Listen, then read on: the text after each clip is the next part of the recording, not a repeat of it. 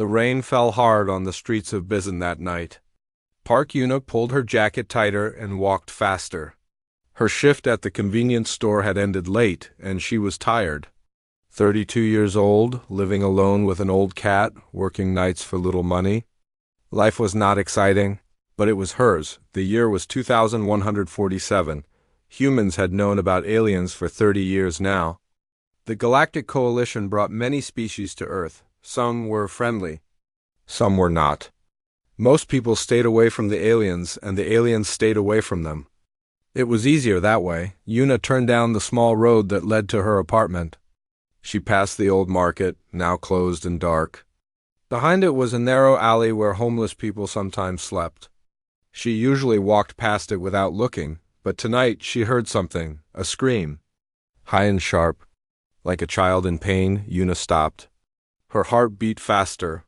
She should keep walking. She should call the police. She should not go into dark alleys alone at night. She went into the dark alley. 5 men stood in a circle. They wore dark clothes and masks. One held a phone, recording. Another held a knife. They were laughing. In the center of their circle was a small creature. It was the size of a house cat, covered in silver-gray scales. Its leg was bent the wrong way, clearly broken. It made small crying sounds as it tried to crawl away. Yuna knew what it was. A Vashron. Everyone knew the Vashron. They were the most feared species in the galaxy. 8 feet tall when grown. Covered in scales hard as armor. Claws that could cut through metal. Eyes like burning copper. They had conquered 12 star systems. Their warriors were legends, but this one was just a baby. A cub. Small and hurt and terrified. The man with the knife stepped closer to it. Ugly little monster, he said. Let's see what color its blood is. Yuna did not think. Her body moved before her mind could stop it. She stepped between the men and the cub. Walk away, she said. Her voice was calm. She did not feel calm. The men looked at her. Then they laughed. Who is this? One asked. Nobody, said another. Just some woman. Move, said the man with the knife. This is not your business. He is a child, Yuna said. That makes it my business. The man with the knife smiled. It was not a nice smile. Then you can die with it. He did not use the knife. He pulled out a gun. The first bullet hit Yuna's shoulder. It felt like fire and ice at the same time. She stumbled but did not fall. Behind her, the cub screamed. The second bullet hit her stomach. Now she fell to her knees. Blood ran between her fingers as she pressed her hands to the wound. She should run. She should save herself. Instead, she turned and covered the cub with her body. The third bullet hit her back. Then the fourth, fifth, sixth, seventh, eighth. Each one was a new explosion of pain. Yuna felt her body growing cold. Her vision became dark at the edges. But she did not move. She wrapped herself around the small creature and held it against her chest. Her blood soaked into its silver fur. Stay down, one man said. Is she dead? Asked another. She will be soon. Let's go. Yuna heard their footsteps running away. She heard sirens in the distance. Someone had called the police. Good. The cub made a small sound against her chest. It was alive. It was safe. It's okay, Yuna whispered. Her voice was very weak now. You're okay? Help is coming. She did not know if the cub understood her words. But it stopped shaking. Its small claws gripped her shirt gently, like a baby holding its mother. Yuna smiled. Then darkness took her. The paramedics found her 3 minutes later. They had to pull the cub away from her body. It fought them, crying and screaming, refusing to leave the woman who had protected it. Finally, a police officer wrapped it in a blanket and held it, while the medics worked on Yuna. She's not breathing, one paramedic said. Starting chest. Compressions, said another. They loaded her into the ambulance.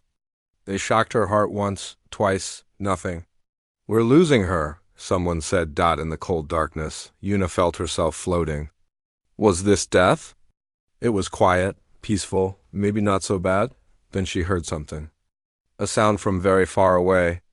like thunder, or perhaps a roar. Something ancient and powerful calling to her. The sound seemed to say, "Not yet." "You are not finished yet." The paramedic shocked her heart a third time. Yuna's body jerked. The machines began to beep. "We have a pulse?" Someone shouted. In the ambulance, covered in blood, with 8 bullets still inside her body, Park Yuna breathed. Her heart beat. Against all odds, against all reason, she lived. She did not know that her life had just changed forever. She did not know that the small creature she saved was a prince. She did not know that the most powerful warriors in the galaxy were already coming for her. All she knew, in that moment of darkness and pain, was one simple thing. The child was safe. That was enough. Miles above Earth, on a massive warship that could destroy cities, alarms began to ring. Prince Kale's emergency signal had been activated. His location was tracked. His vital signs were monitored. And beside his signal was another. A human, female, badly wounded. Commander Ravik looked at the data. He looked at the video recovered from one attacker's dropped phone. He watched a small human woman take 8 bullets for a child. She did not know. His claws tightened on the arm of his chair. "Set course for Earth," he said. "Maximum speed." The hunt had begun. Yuna opened her eyes to white light. For a moment she thought she was dead. Then she felt pain, and she knew she was alive. Dead people did not hurt this much. She was in a hospital room. But it was not a normal hospital room. The machines around her looked strange. They glowed with soft blue light and made no sound. Something warm and liquid wrapped around her body like a gentle blanket. It felt like floating in warm water. A young man in nurse clothes jumped up from a chair by her bed. His name tag said Kim Do-yeon. "You're awake," he said. His voice was too loud. He looked nervous. "I need to call the doctors." "And the others?" "Don't move. Please don't move." "Water," Yuna whispered. Her throat felt like sand. Do-yeon gave her water through a straw. His hands were shaking. "What happened?" Yuna asked. "The child. The little one with scales. Is he okay?" Do-yeon stared at her. "You were shot 8 times. You died for 2 minutes. And your first question is about the alien? Is he okay?" Yuna asked again. "He's fine," Do-yeon said. "Not a scratch on him. You saved him." Yuna closed her eyes and let out a long breath. "Good. That was good. How long have I been sleeping?" she asked. 21 days. Yuna's eyes opened wide. 3 weeks? Do-yeon nodded. The Vashran brought their healing technology. Human medicine could not save you. The bullets, 3 of them, should have killed you instantly. The doctors don't understand how you survived long enough to reach the hospital. Yuna looked at the glowing machines around her. Vashran technology. She had heard it was the best in the galaxy. But why would they use it on her? "My cat," she said suddenly. "Who is feeding my cat?" "He's very old. He needs his medicine every morning." Do-yeon looked even more nervous. "Your cat is fine. Someone has been taking care of him." "Who?"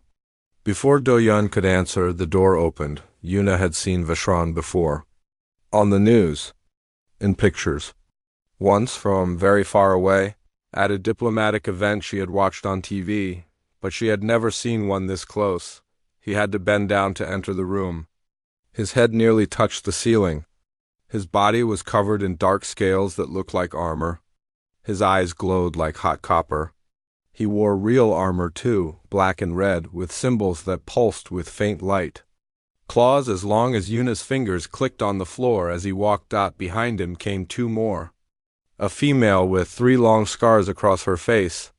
A younger male carrying something in his arms. The something moved. It was the cub. The same silver-gray scales. The same frightened eyes.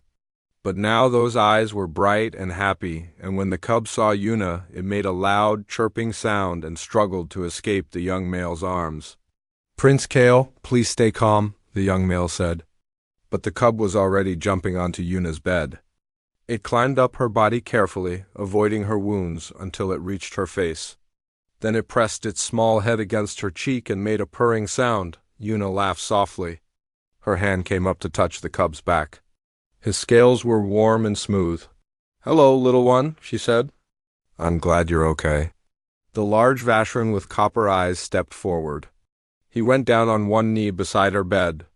His head was still higher than hers. "Park Yuna of Earth," he said. His voice was deep and rough, like stones grinding together. "I am Commander Ravik of the Vashran Imperial Guard." He gestured to the cub now curled against Yuna's neck. "The child you saved is Prince Kale, third heir to the Obsidian Throne, son of Princess Vasha, grandson of the Empress herself." Yuna blinked. Then she looked at the small creature making happy sounds in her ear. "Oh," she said. That was all she could think to say. The scarred female and the young male went down on their knees too. Three massive predators kneeling before a small human woman in a hospital bed. "You took 8 bullets for our prince," Ravik continued. "You did not know who he was. You did not know he was royalty.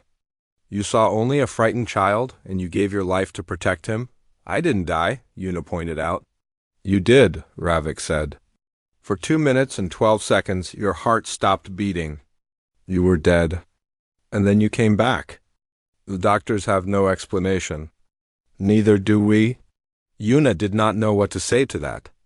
She remembered the darkness, the distant sound like thunder, the feeling that she was not finished yet. "You have earned a debt," Ravik said. "A debt that cannot be repaid? But we will try. From this moment forward, the Vashran Empire will protect you. We will provide anything you need: wealth, power, land, a place among us. You need only ask." Yuna looked at the 3 warriors kneeling before her. She looked at the cub pressed against her neck, still purring. She thought about her small apartment, her night job, her old cat waiting for her. "Can I go home?" she asked. Ravik tilted his head. He seemed confused. "We offer you the treasures of an empire," he said slowly, "and you want to go back to your apartment?" "My cat is old," Yuna said. "He needs his medicine, and I need to feed the strays behind the market. They count on me?" The 3 Vashran looked at each other. They did not understand this woman at all, but the cub in her arms purred louder, pressing closer to her warmth. Perhaps, Ravik thought, they had much to learn. 2 weeks after waking up, Yuna went home. The Vashran did not like this. They wanted her to stay in the hospital. Then they wanted her to move to the diplomatic ship in orbit. Then they offered her a mansion in any city she chose. Yuna said no to everything. She wanted her small apartment. She wanted her old cat. She wanted her normal life. But normal was no longer possible. Commander Ravik assigned 2 elite soldiers to protect her. Lieutenant Sarek was the female with scars. Corporal Ven was the young male who had carried Prince Kale. Both were trained killers who had fought in wars across the galaxy. Now they stood outside a convenience store in Bizan, terrifying customers while Yuna worked the night shift. "This is strange," Ven said to Sarek. "She refuses wealth. She refuses power. She goes back to selling snacks and drinks for almost no money." "Humans are strange," Sarek replied. "I have stopped trying to understand them." Inside the store, Yuna helped an old woman find the right medicine for her headache. She smiled and bowed and wished the woman good health. It was what she did every night. It was her job. Why should 8 bullets change that? Prince Kale was supposed to stay on the diplomatic ship. It was safer there. But every few days, Yuna would hear a scratching sound at her window and find the young prince climbing in. He had learned to escape his guards. He was getting very good at it. "You should not be here," Yuna would tell him. "It is dangerous." Kale would ignore her words and climb onto her couch. He would curl up next to her old cat, who was named Bori, and the 2 of them would sleep together while Yuna watched TV or read books. It was ridiculous. A prince of the most powerful empire in the galaxy, sleeping on a cheap couch in a tiny apartment, guarded by an elderly cat who could barely walk, but Kale loved it. He loved Yuna's apartment. He loved Bori. He loved the strange human food Yuna gave him, especially the spicy rice cakes that made him cry every time he ate them. "Why do you eat this if it causes pain?" Sarek asked once. watching Kale sob while shoving more rice cakes into his mouth. Because it's delicious, Kale said through his tears. Yuna laughed so hard she almost fell off her chair. Days turned to weeks. Yuna taught Kale how to play card games. She taught him how to be gentle with Bori, who was old and fragile. She taught him human songs and human stories and human ways of saying hello and goodbye. In return, Kale taught her Vashran words. He showed her the polished stones he had brought from his homeworld. He gave her the claw he had lost during his first hunt, telling her it was a great treasure among his people. I want you to have it, he said seriously. Because you are brave. The bravest person I know. Yuna held the small claw in her palm. It was sharp and beautiful like a tiny knife made of pearl. I'm not brave, she said. I was scared the whole time. That's what brave means, Kale said. Being scared and doing it anyway. Sarek heard this. She said nothing, but she thought about it for a long time after. One night, Sarek found Yuna alone on the roof of her building. Kale was asleep inside with Bori. The city lights stretched out below them like fallen stars. I do not understand you, Sarek said. Yuna did not seem surprised by her presence. What don't you understand? You nearly died for him. You did not know who he was. He could have been anyone. He could have been the child of your enemy. Why did you do it? Yuna thought about this. The answer seemed so simple to her. Why was it so hard for others to see? He was small, she said. He was scared. He was hurt. He needed help. That was all I needed to know, but you could have died. Yes. And that did not stop you. No, Sarek shook her head. Her scars caught the moonlight. Among my people, we die for honor, for glory, for victory. We do not throw our lives away for strangers. Then maybe, Yuna said gently, that is something worth learning. Word of Yuna spread through the galaxy. The Vashran were not a soft people. They did not cry at sad stories. They did not understand kindness without purpose. But this story touched something deep inside them. Scholars came from Vashran Prime to interview Yuna. They recorded everything she said. They studied her actions. They tried to understand how a species so small and weak could produce individuals willing to die for nothing in return. It is not nothing, Yuna told them. A child is alive. That is something. That is everything. The scholars debated her words for months. Some said humans were illogical. Others said they were dangerous. A few said they were wonderful. Commander Ravik said nothing. But he visited Yuna often. He watched her feed stray cats in the alley where she had almost died. He watched her refuse money and gifts and power. He watched her teach his prince to be gentle, to be kind, to love things smaller and weaker than himself, and slowly, without realizing it, something inside him began to change. She is changing us, he said to Sarek one evening. This small human woman. She is changing everything we believe about strength. Sarek looked at him. For the first time in years, she smiled. Good, she said. We needed to change. Not everyone was happy about Yuna. Some humans hated her. They called her a traitor. They said she should have let the alien die. They sent her angry messages and threats. They called her terrible names. Some Vashran hated her too. They were embarrassed that a weak human had saved their prince. It made them look weak. It made the whole empire look weak. A true prince should have fought his own battles, they said. A true prince should not need protection from prey. Politicians on both sides wanted to use Yuna. Human leaders wanted her to give speeches about peace. Vashran leaders wanted her to appear at ceremonies to show how merciful they were. Everyone wanted something from her. Yuna refused them all. She kept working at the convenience store. She kept feeding the stray cats. She kept her small, quiet life. But trouble was coming. It came on a Tuesday. Yuna was closing the store when the power went out. The streetlights died. The whole block went dark. Something is wrong, Sarek said from outside. Her voice was sharp, alert. Then the shooting started. They came from everywhere. Humans in black masks. Vashran in dark armor, working together, which should have been impossible. Enemies joined by one shared goal, kill Park Yuna. Sarek moved like lightning. Her claws found 3 attackers before they could fire a second shot. Ven took down 2 more with his blade, but there were too many bullets. Too many enemies, and Kale was inside the store with Yuna. Yuna did not think. She grabbed Kale and pushed him behind the counter. Then she grabbed the fire extinguisher and waited. When the first attacker came through the door, she hit him in the head as hard as she could. He fell. She hit him again. He stopped moving. A second attacker raised his gun. Yuna threw herself over Kale. The bullet hit her side. Her 9th bullet. She screamed but did not move. She would not move. Not while Kale was beneath her, not while he was in danger. "Yuna!" Kale cried. "You're hurt." "Stay down," Yuna said through her teeth. "Don't move." Outside, the battle raged. Sarek was bleeding from a wound on her arm but fighting like a demon. Ven had taken a bullet to the leg but refused to fall. Then a new sound filled the air, the roar of ship engines.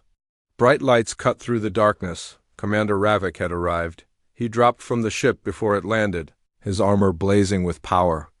He moved through the attackers like a storm, his claws cutting through everything in his path. In less than a minute, the remaining enemies were dead or running. Ravik burst into the store. He found Yuna on the ground, bleeding, still covering Kale with her body. "Get up," he said. "It's over. You're safe." Yuna tried to move but couldn't. The pain was too much. Blood was everywhere. "The cub?" she whispered. "Is the cub okay?" Ravik looked at her with strange eyes. She was dying again, and still she asked about the child. "He's fine," Ravik said. He lifted her gently, so gently. She weighed nothing in his arms. "You saved him again." "Good," Yuna said. Then she passed out. She woke up in the hospital again. The same blue lights. The same warm healing liquid around her body. The same young nurse, Kim Do-yeon, watching her with wide eyes. "You have to stop doing this," he said. "My heart can't take it." Yuna tried to laugh, but it hurt too much. Commander Ravik stood by her bed. Kale was asleep in a chair, his small body wrapped in a blanket. Sarek and Ven guarded the door, both covered in bandages. "We caught them," Ravik said. "The ones who attacked you." Some were human extremists. Some were Vashran dissidents. They were working together to kill you and start a war between our peoples. Yuna closed her eyes. So much hate, so much violence. "And for what? What happens now?" she asked.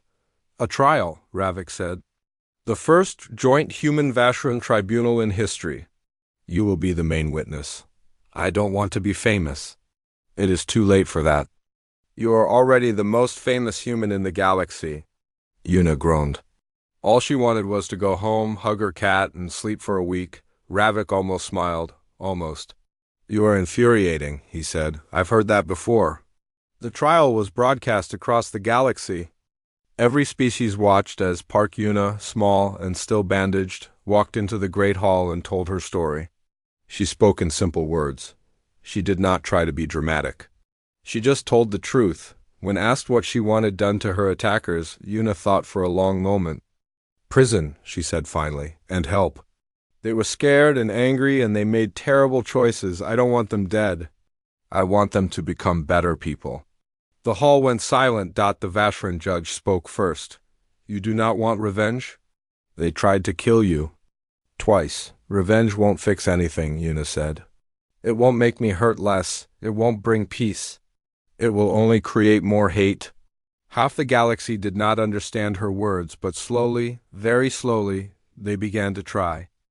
1 year had passed since the night in the alley. Yuna stood in the center of a great hall made of black stone. The walls rose higher than any building she had ever seen. Strange lights floated in the air like captured stars. Everything around her was beautiful and terrifying. This was Vashran Prime, the heart of the Empire. The home of the Obsidian Throne. Yuna wore borrowed clothes.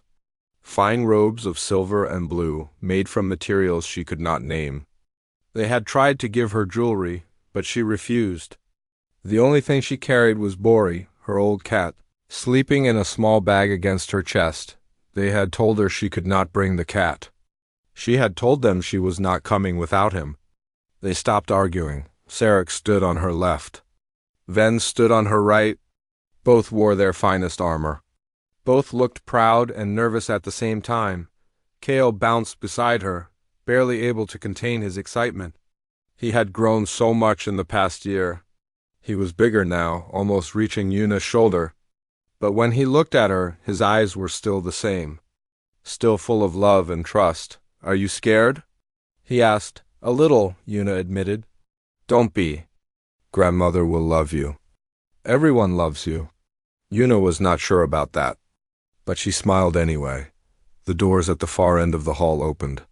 100 Vashran warriors entered, forming 2 lines on either side of the room. Their armor blazed with light. Their eyes glowed like fire. Then came the Empress. She was ancient, older than anyone Yuna had ever seen. Her scales had turned from gray to silver to something almost white.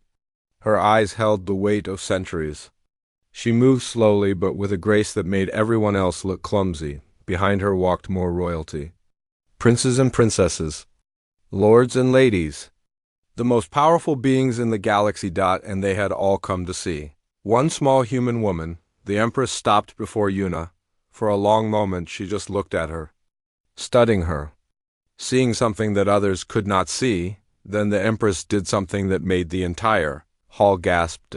She bowed. The Empress of the Vashran, ruler of 12 star systems, conqueror of 100 worlds, bowed to Park Yuna. "Rise," Yuna said quickly. "Please, you don't have to do that." The Empress straightened. There was a smile on her ancient face. "I do what I wish. I wish to bow. You have earned it. I just did what anyone would do." "No," the Empress said.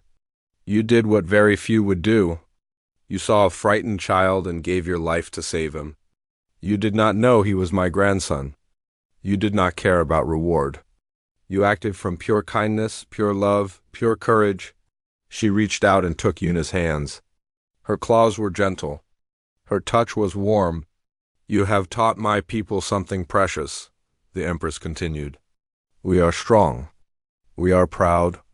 We are warriors. But we had forgotten something important. We had forgotten that true strength is not only in the blade. True courage is not only in victory. The greatest warriors are not those who conquer. They are those who protect." Yuna felt tears in her eyes. She had never expected this, never wanted this.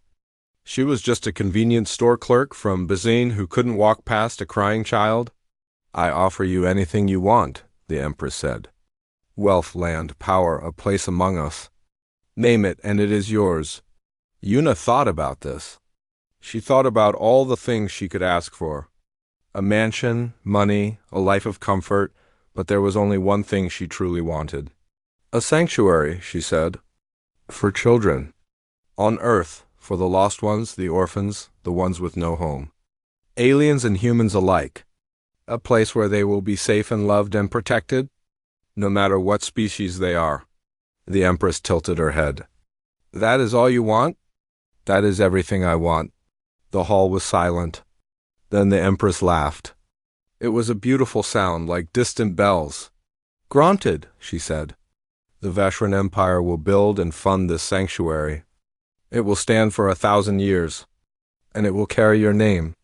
1 year later, the Yuna Foundation opened in Busan. It was a beautiful building, light and warm, full of rooms for children to sleep and gardens for them to play, and kitchens that served food from a dozen different worlds. Yuna was its director.